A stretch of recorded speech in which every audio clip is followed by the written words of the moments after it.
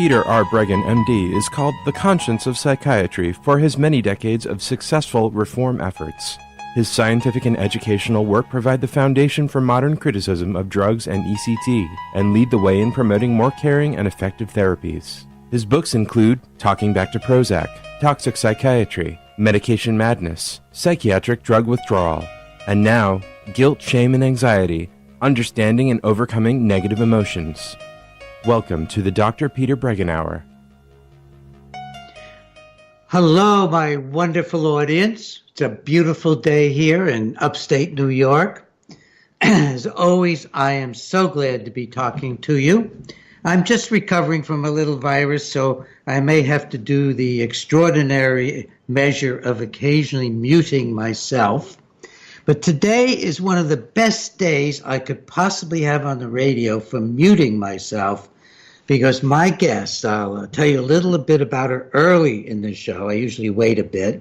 And I think she's here and hooked in already. Commander, are you there? I'm here. Oh, well, wonderful. All right. Mary Neal Vieten. I will spell her last name for you right at the start. And it's Vieten. She's a PhD psychologist. She is a person who has developed one of the single most interesting, potentially most valuable programs for helping people in general. And her work is specifically as the executive director of Warfighter ADVANCE.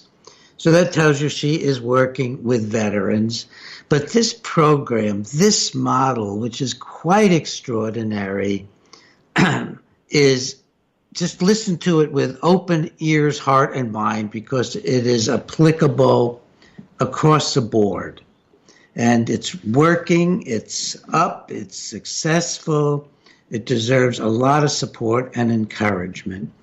Before, though, now going and talking to the commander, and because of military protocol, I will be Dr. Breggin, and she will be either Dr. or Commander Vieten.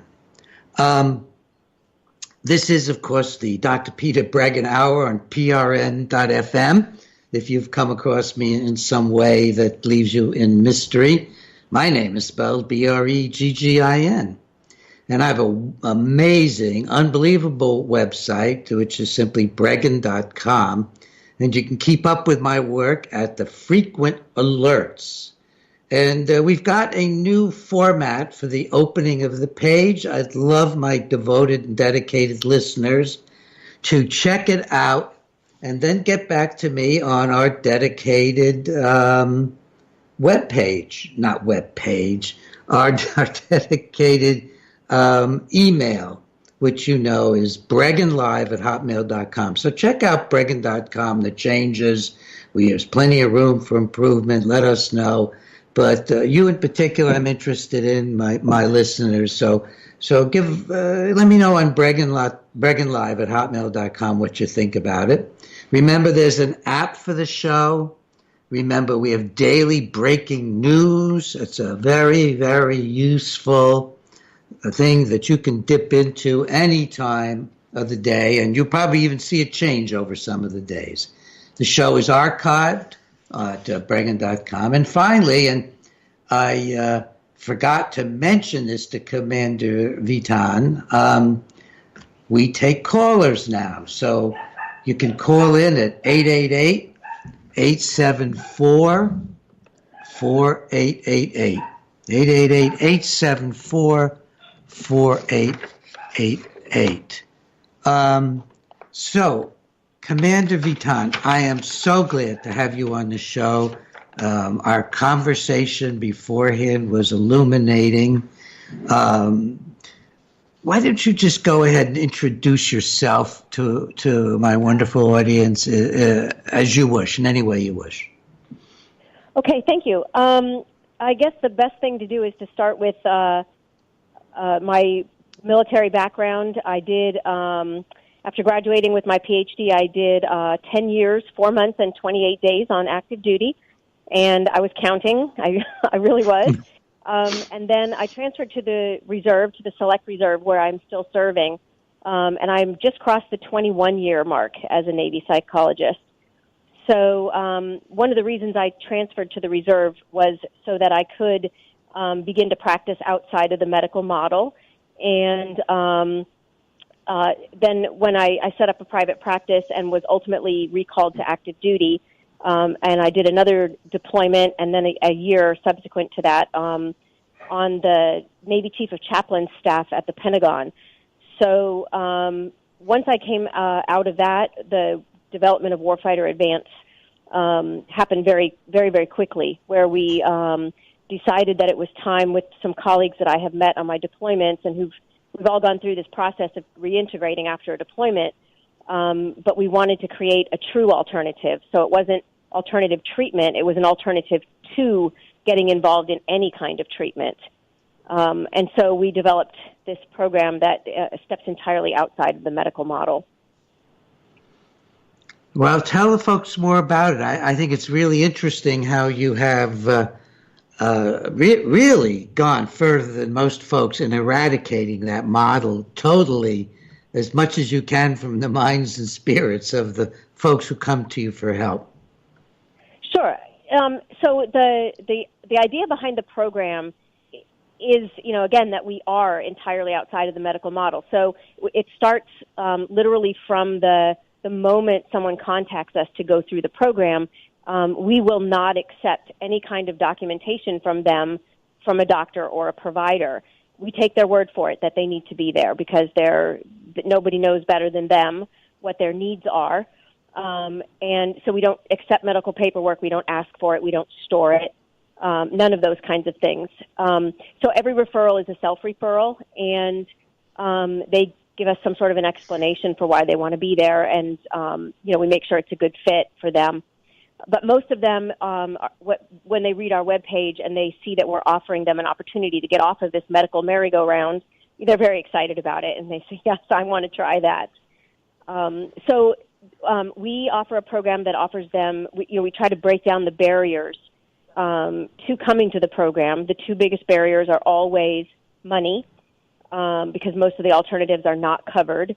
And the other one is that a lot of our people have careers that if they have a mental illness label, they can't protect their careers, their security clearances, their flight status. If they're aviators or spies, they don't need those labels. So because of the second one, because of the labels, we don't diagnose, we don't generate labels, we don't generate paperwork. People just come, participate, and go home. They graduate from our program as opposed to being discharged. So all the language has been changed and updated to reflect a non-medical context.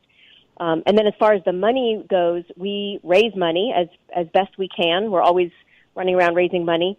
But the idea is that from door to door, the person who needs to go through our program is our guest, and we host them ground transportation, airfare, room, board, tuition, and then send them back home again. Once they graduate from our program, again, people are always asking, well, what about, follow-up care? And again, we don't use medical terms for those things. They join our alumni association, and we continue to support them for as long as they want to be supported up to the rest of their lives in that alumni association. So, and primarily they support each other. And when you look at our webpage or our Facebook page, you can see the ways in which they reach out to one another and support each other. So it literally starts on day one that we don't have the medical model. The first night of the program, it always starts on a Sunday. We open it with a gala dinner, surf and turf type of dinner, and tablecloths, the whole mess. We have a missing man table ceremony. Dignitaries from the community, county commissioners come out and welcome the new group, reassure them that they're fully behind them, that they're doing the right thing. And so, again, it's a big psychological statement that this is not a treatment program. You are not in the hospital. Why else would we be putting tablecloths on the table and welcoming you to this place? And then from that moment until the following Saturday, we have 96 hours of programming. It's almost like, being hit by a fire hose. But we want to make sure that if they're giving us a week of their time, that we don't waste 1 minute of their time. And bringing them up to speed on the state of the art of mental health and psychiatry, the dangers of the conventional model, the medication treatment, right down to the molecular level. We can explain to any of these men and women why the medications are never going to help them and what things will help them. We actually give them hands-on opportunities to try all kinds of things that are helpful. Everything from neurofeedback to the alpha stim to yoga, give them all kinds of hands-on opportunities, and bringing in probably about 20 different subject matter experts over the course of the week to talk about these various things. We have a very robust component around substance abuse. We don't get all medical about that either. We see it as maladaptive coping and offer them other ways to cope. And we have also a robust component around grief and try to get people to sort of depathologize the grief process that many of our servicemen come home with all kinds of loss and grief issues. So, and again, then on Saturday morning we have a graduation and a big send off, and send everyone home as a new subject matter expert. And apparently you use one of my books, the book I wrote with David Cohen on Your Drug May Be Your Problem. Yes. So everyone who goes through our program, so there's actually a very strong method behind our doing that, and that is that when we talk about fully informed consent, one of the things that we try to have hit home with the men and women who go through our program is that a lot of them are addicted to psychiatric medication, sometimes on average probably 4 or 5 per person that's there, but sometimes it's as many as 8, 10, 13, 22, I think was the highest number that someone came through on. And that's different medications from the same provider, just in case you're wondering, the person was not drug seeking.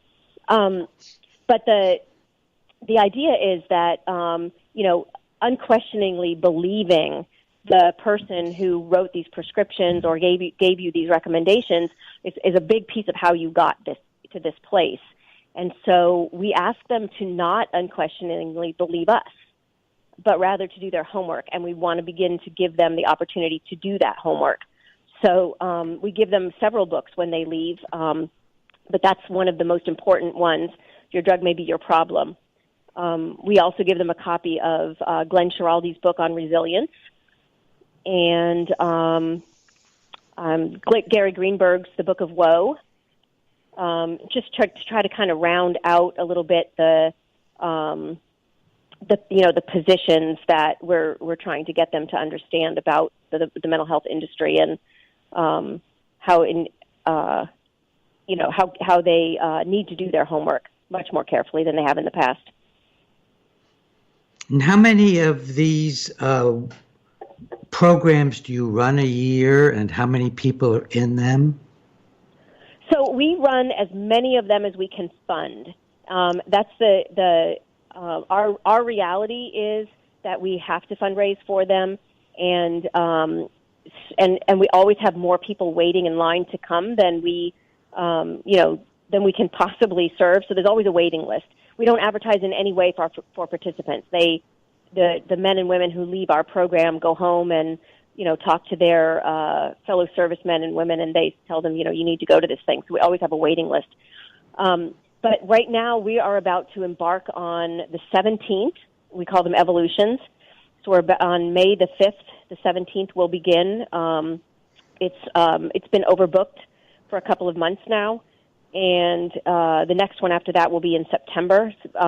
And there's actually a reason for that I'll get back to, that we're not doing another one till September. But we bring in 20 new people each evolution, and we usually accept about 23 because there's some attrition always, for reasons why people can't come. And then we always bring back 5 people who have been through the program and done exceptionally well and got off of the medications so that they can mentor the new people that are coming in and normalize, the situation that they've gotten themselves into, as well as the process of getting out of it. So the reason we're not going to run another one until September is because, as Dr. Breggin has probably covered many times, these medications are generally very damaging to the human adrenal gland, and so many of our participants can't control their body temperature. And Southern Maryland is very hot in the summer, and so anytime from June to the beginning of September, if we were going to run one of these programs, and with the amount of stuff we do outside, we would just have to keep an ambulance on site. And since we don't really want that drama, we just go ahead and run the program from September through May, and then we just don't do any retreats at all in the summer. And this is a relatively short program as helping programs go. Do you have a sense on effectiveness or helpfulness or whatever criteria you use? Are you trying to keep track of that in some way? Sure. So one of the interesting things about our program is that we're not measuring symptoms because, again, we don't buy into the medical model. Sleeplessness is normal. Having nightmares is a normal human thing. So we don't tell people that they need to be worrying about those types of things. What we are looking for is functional outcomes. Are people working? Are they going back to school? But the functional outcomes are always determined by the participant themselves. So we don't say this is a good outcome. We ask them, what outcome do you desire? And then everyone becomes an N of one, or they become their own control in their own human experiment. So when we follow up on them, the questions we ask are, based on what you were trying to accomplish, are you accomplishing those things? Have you set new goals? How are things, going towards those new goals? Huffington Post writer Art Levine once said to me that, that people are always poo-pooing the idea of anecdotal evidence. But then he said, at some point, enough anecdotes are evidence. So, and that's kind of along the same lines. I can give you an example of we had a staff sergeant, an Army staff sergeant who came to us. He was homeless, living in his car. He was on what we call terminal leave, so he's on his last couple of weeks on active duty. But he was on 8 psychiatric medications and had just made a very serious suicide attempt. No one was really sure why he was still alive. But he came to us in that basic condition, and he is now working on his doctoral degree at William & Mary. Oh, my. And he's medication-free, and he has been for a couple of years now. So got a job, got himself built back up, decided to go back to school on his GI Bill, and he's studying for an EDD. He's going to be some kind of a history professor, but he's studying for an EDD at William & Mary. So we have outcomes like that. Go ahead. Mm-hmm.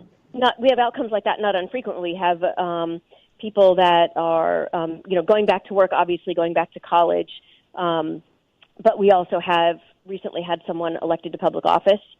Outcomes like that where, people who are just born and designed to serve are getting off this merry-go-round and going back to serve. This is the most gratifying part of all of this. Well, it sounds wonderful. Now, you made a decision along the way, not maybe a practical decision, not to ask for any fees. Do I understand that correctly? These people are getting their way paid? Yes. But, again, because it is a barrier for a lot of these guys, they come to us, not all of them, but most of them are in fairly bad shape. And they're, again, not because of the medication or not because of the post-traumatic stress. It's because of the treatment for the post-traumatic stress. I mean, when you're on 13 medications, you can't work. And if you can't work, you certainly can't pay for a premier program like this. So what we've decided to do is, make sure that the financial barrier is gone. And so the person who signs up, it takes about 5 minutes to sign up, and military people have notorious levels of integrity. So we have a question on there, do you need us to pay for your plane ticket? And it's not that uncommon for someone to say, no, I got this. They don't take the handout if they don't need it. But, we do pay for everything door to door. And that reduces, obviously, the barriers that they have to coming through if they want to.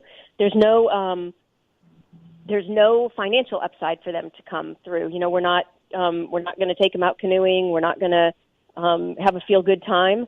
And we're definitely, it's hard work and a lot of focus for that week. So the people who come through, they're serious. They want to be done with this mess. Do you have anything within these programs that look like a traditional therapy where you're looking into the past or helping people find their feelings or reformulate their principles of living? Anything active like that many of our listeners have been through therapy and many are therapists that people would recognize as such? So I would never use a word like therapy. I mean, I know. I think everything we do is therapeutic, but therapeutic is not quite the same thing.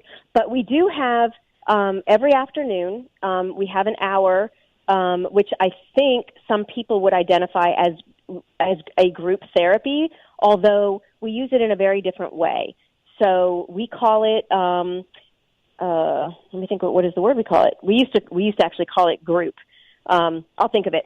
But we've changed it, and we've even gotten rid of that name because it's too easy for people to throw the word therapy onto that.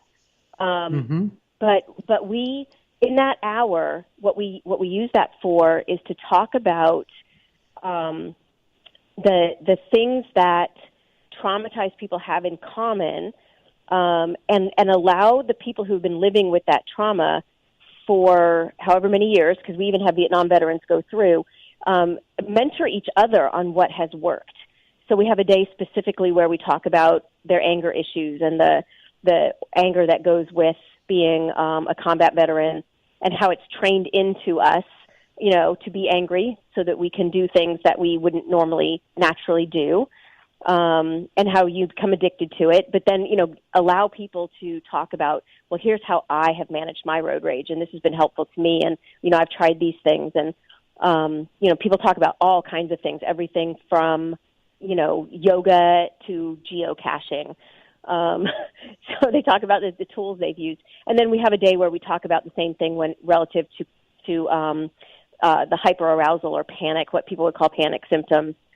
And we have one day where we specifically tackle the topic of grief. And in the case of our group, it's usually more like what you would call traumatic grief, because it's not, a loss of a grandparent. It's, the blowing up of my best friend in front of my eyes, which is, a completely different ball of wax.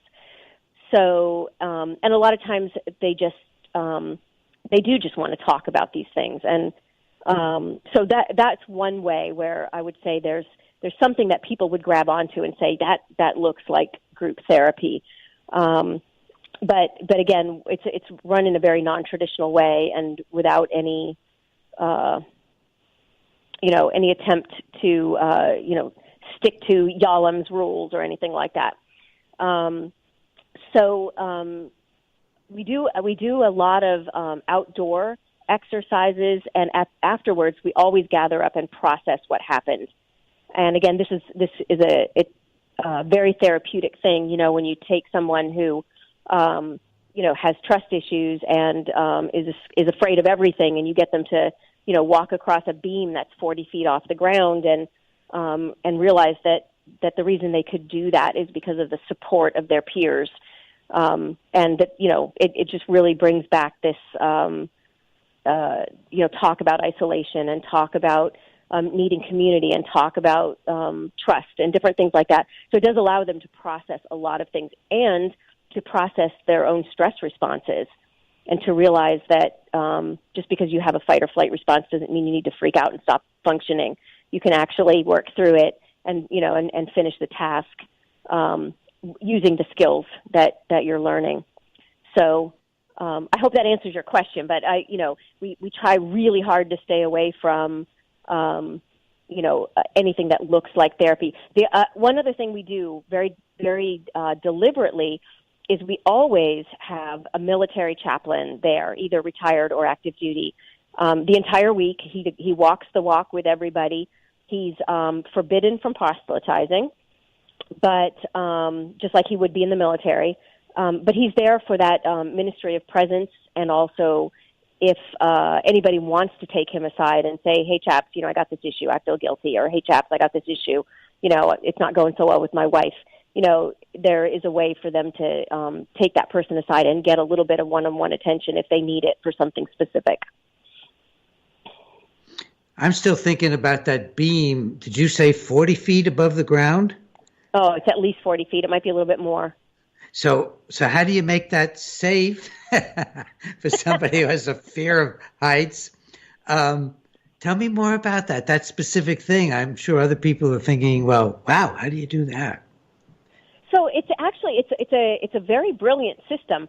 They have these locking systems now that are actually there's all kinds of technology in them. But you put the person into a harness and you put all kinds of gear on them so that if they fell off outright, they wouldn't go anywhere. They would just hang there, and then you could lower them down very slowly. And that's actually part of the psychology, is realizing that you are 50 feet off the ground or 40 feet, and realizing that you feel like you are in jeopardy, but you're not. And it is part of the psychology of getting across there. But it's actually not one long beam. It's actually 5 separate beams that are probably about 8 feet long each, and they're not attached to one another. And so you have to get onto the one and maneuver your way across it, and then somehow get across onto the next one. And then the only thing that's holding those things straight in the air are people on the ground with ropes. So they can steady or raise or lower the end or bring you closer to the next one so that they can close in the gap. But you really can't do it without your ground crew. So it is. Wow. It is very, very frightening. We have had people go up there and do that thing literally on 10 or 15 psychiatric medications. They were absolutely determined they were going to do it in spite of all of the disorientation. We've had Vietnam veterans in their 70s go across that thing. And so, it's, we can get anybody across. They have to want it pretty bad, though. Do any of the soldiers, sailors, Marines, do any of them feel like they're in boot camp? I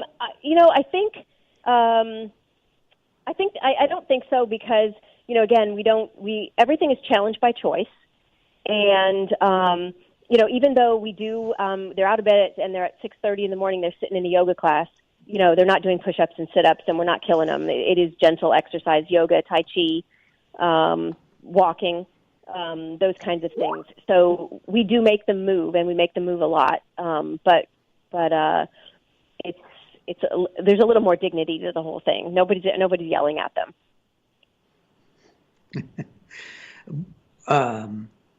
I imagine that people develop a camaraderie, a sense of cohesion, and that's really helpful to them. Yes. Again, therapeutic, but not therapy. And one of the things that happens when people leave the military, you always leave abruptly, even if you plan for it. It's, one day you're in the uniform, the next day you're not. And one of the things that they universally talk about is this loss of fraternity, brotherhood, sisterhood. One day they're in garrison and everybody understands them, and the next day they're in Buzzard's Breath, Montana, and nobody understands them. And in the one place their reactions seem normal, and in the other place they seem psychiatric. So so what happens is they come back together, and they do unify very quickly, even though we have all the services there. They unify very quickly, become very close to one another, and that the fact that this group, for example, that's coming in is in Evolution 17, or we say Evo 17, this will be important to them forever. You know, that when they post on the Facebook page, they'll clearly say, you know, I was in Evo 17 or I was in Evo 15, and the people that are around them, you know, mean a great deal to them. So yes, the cohesion is very, very important, and they use it going forward to support each other the same way they did in the military. You know, we try to really challenge them not to think about leaving Maryland as leaving each other behind, but rather just having to change the ways in which they interact, because they're going to disperse to all corners of the country, but they still have Facebook, they still have phones, you know, they still have ways of getting in touch and staying in touch. And do you have a Facebook for them, too, that they can specifically use? Yes, we have two Facebooks. We have a public Facebook page, which is where, you know, we sort of crank out the, you know, follow us, support us, here's what we're doing, this is what's going on at the Evolution right now, this is our events that we're doing. And then we have a private Facebook page that you can't even search for it. You really and truly have to be invited to find it. And everybody who graduates from our program is in that private Facebook page, along with the staff and all of the chaplains who've gone through. So, you know, people can, you know, post what's going on in their lives, but they can also, you know, put a cry for help on there. We have a young man who very recently, because of his psych meds, was diagnosed with pancreatitis, and he's in very bad shape. So he posted a picture of, you know, himself in the hospital on there, and, you know, basically said he wanted prayers and jokes, and he got prayers and jokes. So, but, you know, so they get a great deal of support out of that private page and the intimacy that goes with that group. Let me remind folks, it's about the half hour, that we are talking to Commander Mary Neal Vieten, and it's spelled Vieten, Vieten. And I'm sure she feels, more importantly, that you can get to her through the Googling Warfighter ADVANCE. Warfighter ADVANCE. And she's executive director there. And if you have general questions about medications and things like that, next Wednesday is Open Mic Wednesday. So at 4 p.m. New York time next week, the 24th of April, you can call in and talk about anything you want. Today, if you call in at 888-874-4888, getting tongue-tied, I would like you to call in, and if you'd like to talk with Commander Vieten about her work, about the service, bring up some questions I haven't thought to bring up, get some more information. And that's the format I'm trying to encourage now, is to have people call in with these wonderful, wonderful guests. And I mean, this is extraordinary information today, Commander, just extraordinary. And, you know, ask a question or comment on this program. And then, you know, the last Wednesday of every month at 4 p.m. New York time, you just call in. Call in at 888-874-4888 and ask general questions. And then you got the email that you can call me on, get in touch with me on, which is Breggin Live, not hard to remember, Breggin Live at hotmail.com. Commander, I'm sure, and you've communicated a little bit to me about it, that this raises the hackles of some folks, to say the least. And you're still alive and still doing this program. By the way, for how long now have you been doing it? I think you said 17 or 18 evolutions. How many years? I got to think about this for a little second here. So I got off about 20, I think November of 2015 was Evolution 1. Mm-hmm. So, And yeah. you're still in contact with the military, as you described, and you're in the Select Reserve. Right. So what is the response you get in general, positive and negative, from the military in particular? So I would say there's kind of three categories. In the commanders, or the people who run the military outside of the medical world, they love what we do. They absolutely love it. We have active duty people going through, and when the commanders that send their men and women, they know they're going to get their warfighter back. So they're not going to lose a precious asset because they've been medicated and are therefore disqualified from doing all kinds of things. So, from that standpoint, they know instinctively that the person is not mentally ill. They need something completely different. So that works out very well. When I am very often invited to speak to groups, like grand rounds, medical grand rounds, and because of the way that I break down the science for them, starting at the beginning, they're fascinated and they're grateful, because they have always been operating under the assumption that psychiatry was based in this hard science. And when you break it down that, this is not how it is and here's how we got here, they're incredibly grateful. So that's the next group. The last group is sort of my own peers, most of whom are pretty frightened by what I have to say. And their responses kind of go from, well, yeah, but this is the framework we have to work in. So, we just have to work in it. So just, leave it alone, all the way to just sort of ignoring me because, they just, it is a reflection on them on some level. When they know that this is the science bears no reflection on what they're doing, and that people are being labeled and harmed. So, a lot of them just kind of, ignore me. For lack of a better word, they just ignore me. Yeah. When you have science, that's what generally happens. I think that most of the people in our position who are really trying to do something different and are not accepting the fake science that is produced by the industry, I think what we mostly find is we're ignored. But I think the amazing thing by the establishment, the amazing thing is that you've been basically left alone, and I suspect that's just also a tribute to how good you are. You really are on top of what you're doing, and you do command with the way you describe what you're doing, and sometimes some people are just so effective at what they're doing, it's a little bit hard to charge them with anything. So I suspect it's your competence in part that's protecting you.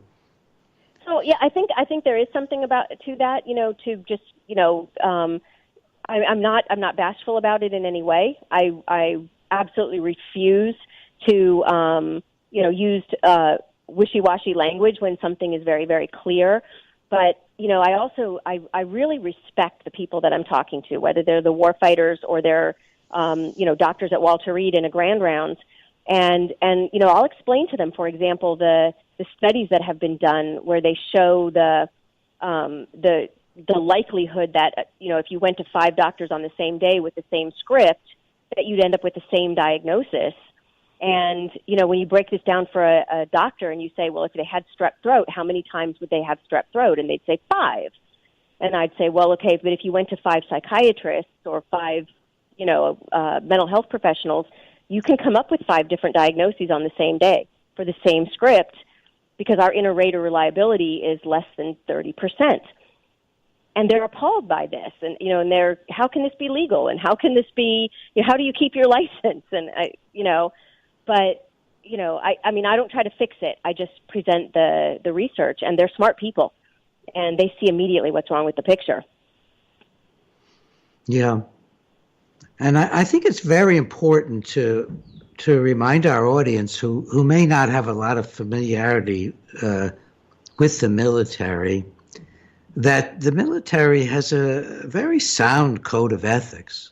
And my experience is in meeting military people that the officers, I don't get to meet a lot of the non-officers, but when I've spoken to groups that are related to the military, to veterans, there's a really high sense of service. There's a strong sense of honorableness.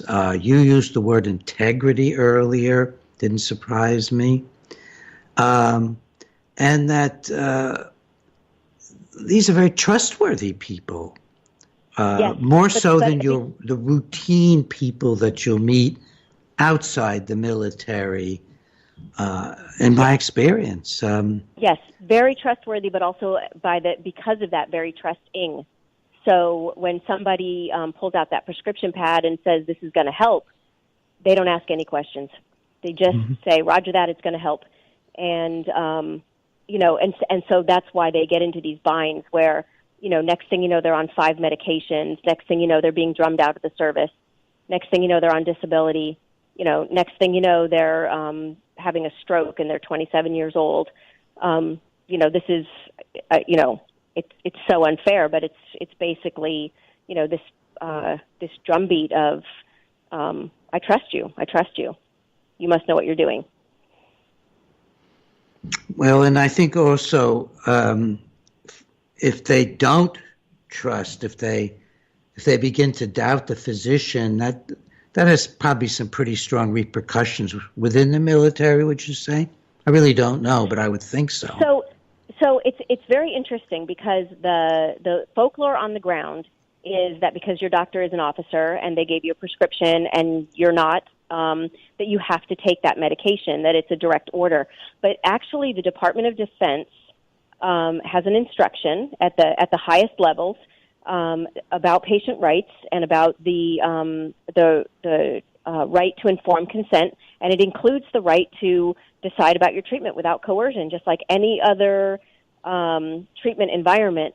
So the answer to the question is the way it plays out for the average service member is that they feel a great deal of coercion and pressure to take whatever is prescribed for them. But the Department of Defense's official position is that you have a right to fully informed consent, and that once those elements of consent or elements have been provided to you, that you can decide without coercion whether or not to accept that treatment. Yeah. Well, it's a big bureaucracy, and it's very hierarchical, and that's going to have various kinds of effects. And I don't know how one could run an army without having those qualities. Yes. Yeah, and we're very instruction driven. So that's one of the things actually that we do at the retreat is we review those documents. The VA has a similar document with your rights to decline treatment, and we go through that very carefully with them, explain to them, what this means, what it means for them, and then we provide them with a copy of that document so that when they go back to their command or to their VA person, and somebody's putting the pressure on them, they can pull that thing right out of their pocket and go, look at this. Here's the highlighter. It's right here. It says you can't do this to me. Yeah, it's wonderful how much you cover everything imaginable as you described to take care of the folks, take care of the people in service. How many people who come through are actually going back to a military assignment? How many are veterans? I would say it's probably about 20% of them are still serving, and the rest are either they're retired or just veterans. It's all very. I'm just very, very impressed with what you're doing. I have a couple of little side questions that I wondered about. First, just for my information and everybody else's, what's in the service? What is the function of a commander? You talked about the commander rank as if it was a kind of the people who really get stuff done. What is the commander rank, and and the function. It just sounds that important. It's so basically in the officer ranks, you start with an 01, which is the lowest, and you'd go up. By the time you get to an 07, that would be the lowest admiral rank. An 05 is a commander in the Navy, and this is the same thing. An 05 in the Army or an 05 in the Air Force would be a lieutenant colonel. So that's a pretty high rank commander. Well, it depends on where you are. When you're out there in the sticks, there aren't very many of us. But when you get to the Pentagon, we're serving coffee. So it's not literally, I think. Probably, yeah. No, it really does depend on where you are. But yes, it's so an 06 would be your colonel. In the Navy, we call them captains. And then, but obviously in the Army, a captain is an 03, so it's a much lower rank. And then after that, you've got your admiralties. But the commander is a rank. It does not presuppose any type of job. Okay. Now, a physician who enters the service, I think when I was in the U.S. Public Health Service, I was a lieutenant. I guess a lieutenant commander. Does that sound right? Yes, typically. We're talking about during Vietnam. I mean, that's way back in 66, 68 when I entered the U.S. Public Health Service. Yes. When you enter the military with a doctoral degree, so MD, PhD, you typically enter at the lieutenant level and move up from there. And then, obviously, there could be certain extenuating circumstances that you might I was a start at a higher psychiatrist level. already when I entered. Yeah. So you would have started as an 03 or an 04. Yeah. I'm trying to think of what else I want to cover here. You have done, I had all these little things that came up to my mind that people might be interested in. I had never heard the term warfighter before. I love that term. It really says who you are. Yes, and it was very, very deliberate. We have tried to move away from the word veteran, not because we're not proud of our veteran status or our veterans, but because this word has been it's really been mingled with the concept of entitlement seeking, and that if you're a veteran, that you go to the VA and that you try to get disability money, and that you're kind of spending all your time in their lobby doing one thing or another. And so we've just tried to again, almost everyone who goes through the program is a veteran, but we try to distance ourselves from that word and use the word warfighter because we think it's far more forward-leaning.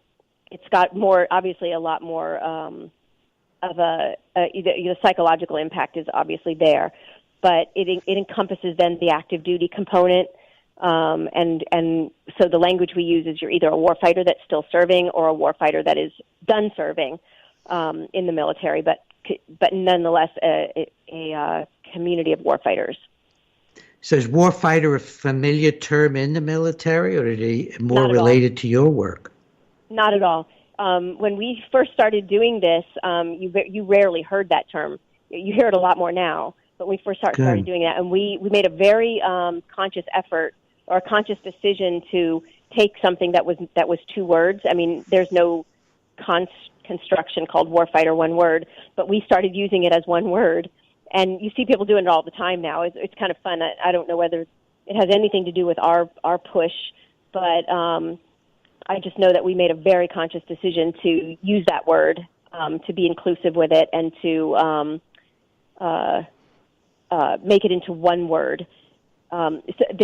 It's interesting. We have some Vietnam veterans who have gone through that have sort of become pacifistic Buddhist type people, and we love when they come to our program, but they really cringe at the word, and but they get used to it. They realize that it is a big part of who they are, and even why they came to this place that they've come to in their lives. Yeah. Gee, I'd like to start calling myself something like a reform fighter, or something there you like go. that. I'm not sure just what it would be, but You know, when I take psychological tests, there's just that one personality test. I forget what it's called, and depending on how I answer it, I either come out as this sensitive, therapy, maybe artistic type of guy. And if I take it just slightly differently, I come out as a field marshal. That's the specific term, field marshal. So that's the two sides of me, the therapist and me, who's been so active fighting in some terrible fights around these issues. You have another whole subject I'd just like to touch upon, and we could have you back if you wish, invite you back to talk about this because it's so important. I'll just read this from your bio. She was, we have a sound in there. I don't know what that is right now. It's gone. Flying over. There's an F-18 flying over right now. Oh my gosh. And are you at the base or are you at home on the South Shore of Maryland? I live right outside the gate. So I couldn't figure out what that sound was. Okay. Yes, well, thanks for that. That's good. You're welcome. She was this is what her bio says. She was recalled to active duty and assigned to the staff of the Navy Chief of Chaplains, where she trained over 1,000 military chaplains worldwide in pastoral response to operational and military sexual trauma. Give us just a brief introduction to what you did there. We have about 6 or 7 minutes left, and I'd love people to hear just more about your broader experience, and that is such an important issue. Sure. So basically, it's because we have chaplains in our Navy all over the world.